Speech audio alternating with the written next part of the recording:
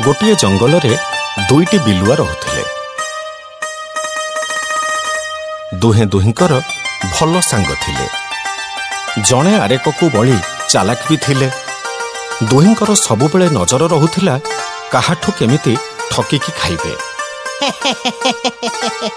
जानिलु सांग, काली मो घर पाख देई गोटे बड़ मुसाटे जाउथिला। मु जेमिति घर पाखरु बाहरी की मुसा आडकु जाईछि, कोउठी थिला बाघ मामू माडी तो आसिला आउ। हेले मु कोन ताकू छाडिली? ताले तू कोन कलु? कोन कली? मु पूरा बुद्धि र खेल कली। बाघ मामू को देखिकी मो बड़ पाटी करिदेली। बाघ मामू यार कोडे आसीछ? एपड़ बनरे पड़ा निया लागिछि।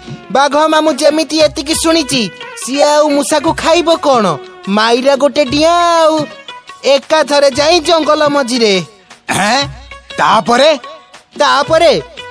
आउ कोन पचारुछु? मुसाटा जा हेइथिला ना, ताकू मु गोडेई खाइली।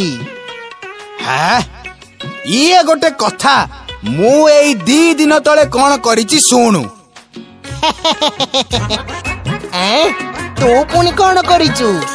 सुनु, तू तो जानिछु मो मार देह भल नाही। मो बापा भी घरे रहंतिनी। तेणु बापा जेहेतु घरे रहंतिनी, मोर भी कहा प्रति भय न थाए। ता माने तू माँ को भी डरू ना? ये संसार रे माँ को किए डरे? छाड़ से कथा। एबे असल कथाटा कहूची सुन। माँ सकाळु सकाळु सोईथिला। मु घर बाहर को पळेइली। देखिली गोटे हाथी आसुची। हाथीटा इते सुंदर थिला जे मु ताकू देखिकी आ लोभ संभाली पारिलिनी। भारी इच्छा हैला ताकू खाइबा पाई। तू तो जानिचु मो घर पाखरे बिरुडी बसा अछि। मु कोन कली ना, बिरुडी बसा को टेक्काटाए मारिली।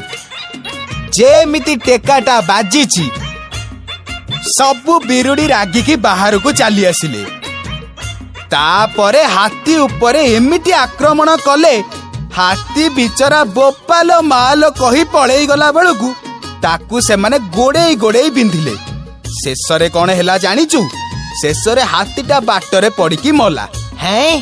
सांग सतरे कहूचु? सांग तोर राण खाई कहूची, तू कोन परते जाउनु की? मजा कथा हैला, गला 2 दिन हैला मो घर पाखरे जो सांग साथी थिले, मु समस्तंकु डाकिली। आउ आमे समस्ते मिसी हाथीटा को खाइलु। मत टिके डाकिलुनी?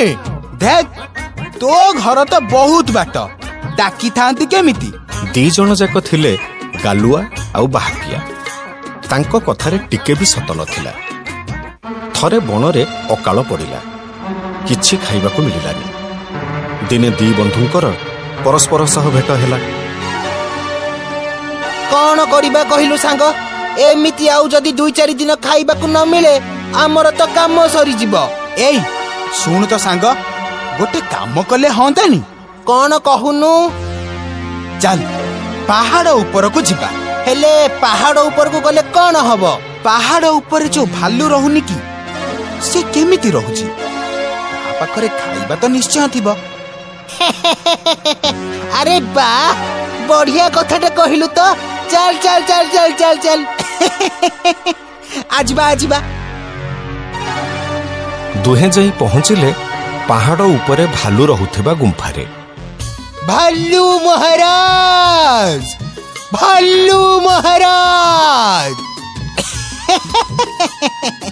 अरे आउ काई डाकुछु? देखुनु भालू महाराज परा हम सामना रे अछंती। अरे सतरे तो? कौन हैला? एठी काहे की आसीछु कोन पचारुचंती? बण राइज सारा अकाल पड़ीछि। खाइबाकू न पाई बहुत पशु पक्षी मरलेनी। आउ आमे तम पाखापाखी थाई कि तम भल मंद विषय बुझिबुनी? एइटा कोन भूल हैला? चल भाई चल, अजथारे मते एठिकी नै कि आसिलु। आजि कालिका दुनिया रे काहार भी भल करिबा ठीक न। भाई रे रागनी मो कथा सुन। तम बिलुआ जातिटा टिके दरकार ठू अधिक चालाक नुह कि? सेइथि पई मु ता माने तमे भाबी नेलो आमे भी सैया।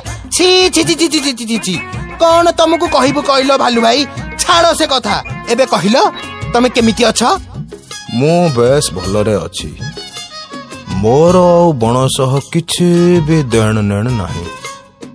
ମୋ ପାଖରେ ବହୁତ ଖାଇବା ଜିନିଷ ଅଛି।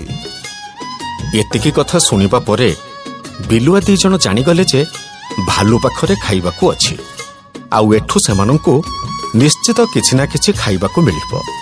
ହେଲେ ସେମାନେ ଏକଥା ବି ଜାଣିଥିଲେ ଯେ ଭାଲୁ ତାଙ୍କୁ ମାଗଣାରେ କିଛି ଜିନିଷ ଦବନି। ସେଥିପାଇଁ ସେମାନେ ଗୋଟେ ଯୋଜନା କଲେ। ସେମାନେ ଜାଣିଥିଲେ ଭାଲୁ ମହୁଲ ଫୁଲ ଭାରି ଭଲ ପାଏ। ହଁ ଭାଲୁ ଭାଇ, ଆଉ ଗୋଟେ କଥା ଶୁଣ। ଆମେ 2 ଜଣ ମିଶି ତମ ଘରକୁ ଆସିଲା ବେଳେ ମେଞ୍ଚେ ମହୁଲ ଫୁଲ ନେଇକି ଆସିଛୁ। କଣ ମହୁଲ ଫୁଲ ମୋ ପାଇଁ ଆଣିଛ? ଆସ ଆସ ଆସ ଆସ, ବସ। ଆରେ ବସ। ଦେଖ, ବଣରେ ଆମେ ଘର କରି ରହୁଥାଉ। ସମସ୍ତଙ୍କର ପୁଣି ଭଲ ମନ୍ଦ ଅଛି କି ନାହିଁ? ଆଜି ଯଦି ତମେ କେହି ବିପଦରେ ପଡ଼ିଛ, କାଲି ସକାଳେ ମୁଁ ବି ବିପଦରେ ପଡ଼ିପାରେ। ହଁ ତ ଠିକ କଥା କହିଛ। ମାନେ ମୋ କହିବା କଥା କଣ କି, ମହୁଲ ଫୁଲ ରଖିଛ କୋଉଠି? କଣ କହିବୁ ବାଲୁ ଭାଇ, ତମର ସିନା ଅଭ୍ୟାସ ଅଛି ଯେ ତମେ ଶୀଘ୍ର ଶୀଘ୍ର ପାହାଡ ଉପରକୁ ଉଠି ଯାଉଛ, ପୁଣି ତଳକୁ ପଳେଇ ଆସୁଛ। ଆମର କଣ ସେ ଅଭ୍ୟାସ ଅଛି? ଏତେ ଗୁଡା ମହୁଲ ଫୁଲ ହେଲାଣି ନା, କିଛି ବାଟ ମୁଁ ଆଣିଲି, ତାପରେ କିଛି ବାଟ ଇଏ ଆଣିଲା, ଆଉ ବଳ ପାଇଲାନି, ତେଣୁ ଅଧ ବାଟରେ ଥୋଇ ଦେଇକି ପଳେଇ ଆସିଲୁ। ମହୁଲ ଫୁଲ ଭଳିଆ ଜିନିଷକୁ ତମେ ଅଧ ବାଟରେ ଥୋଇ ଦେଇକି ଆସିଲ? ଆଉ କଣ କରିବୁ, ପେଟରେ ତ କିଛି ନାହିଁ, ଆଉ ଦେହରେ ବଳ କୋଉଠୁ ଆସିବ ଯେ? ଓହୋ, ଇଏ ଗୋଟେ କଥା। ରୁହ ରୁହ ରୁହ, ମୁଁ ସେ ବ୍ୟବସ୍ଥା କରୁଛି। ବିଲୁଆ 2 ଜଣ ମନେ ମନେ ବହୁତ ଖୁସି ହେଲେ ଯେ ଯାହା ହଉ ଖାଇବାକୁ ଗଣ୍ଡେ ମିଳିବ। ଭାଲୁ ବି ସତକୁ ସତ ଆଣି ଦୁହିଁଙ୍କୁ ଖାଇବାକୁ ଦେଲା।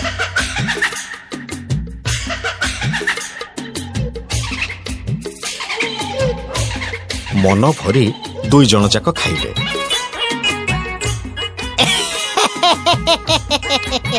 ଭାଲୁ ଭାଇ, କଣ ଖାଇବାକୁ ଦେଲ ମ? ତମର ଏ ଉପକାର ଆମେ ଜୀବନ ସାରା ସୁଝି ପାରିବୁନି।